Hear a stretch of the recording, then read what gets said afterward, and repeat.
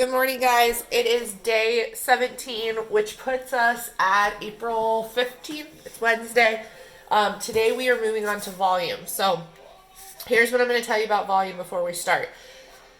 The reason, because we get a lot of questions, the reason we teach it the way that we do is because when you get to shapes that are not rectangular prisms or cubes, you have to find the area of the base first and then multiply it by the height, which will make a lot more sense when we get there. But I wanted to mention that first. I will talk about the traditional formula for it as well, but keep in mind that that's why we do it. So let me go ahead and get started with what your assignment is. So the first one here just says, what is volume? Give an example with your definition. So what volume really is just how much space a shape takes up. It's kind of like three-dimensional area. If we think about a flat shape, area is what's on the inside. Volume is that also, but it takes it to an even another dimension. Because if this is our shape here, volume is the inside. So however many little cubes I could stack up on top of each other to build this whole shape, okay? So how are the units for volume, area, and perimeter different? It does talk about what units we use for volume here. So for volume, we use cubic units because it is based off of 3 dimensions, length, width, and height. Remember, area is just length times width, so it is square units, and then perimeter is just one distance, so it is just regular units. So again, volume is cubic units. It has the little 3, area is square, and perimeter is just regular units.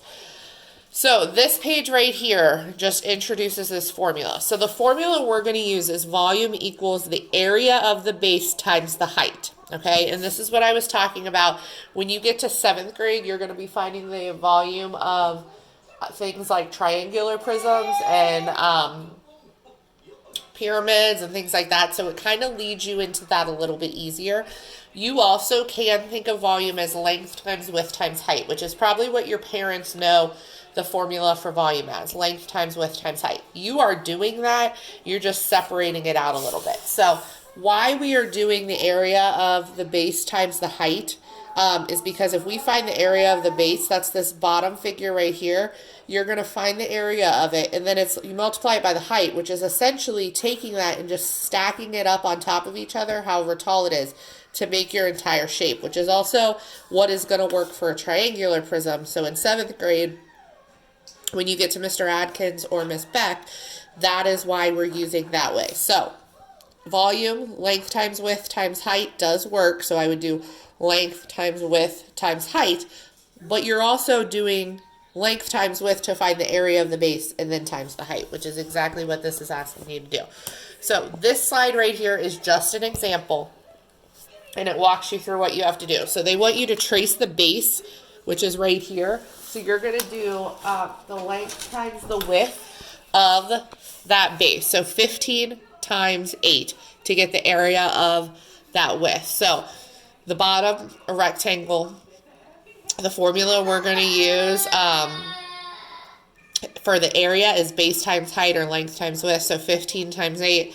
That gives you the area of just the base. Okay, so 15 times 8. They're getting 120 with that. So once you have that, then you have to multiply it by the height, because you're essentially just taking that base and stacking it up on each other as high as the height goes. So then 120 times 12, 1,440, okay, cubic millimeters. Now, length times width times height, you're doing really for volume 15 times 8 times 12. So you're really just multiplying those 3 numbers together, which is also what you're doing here.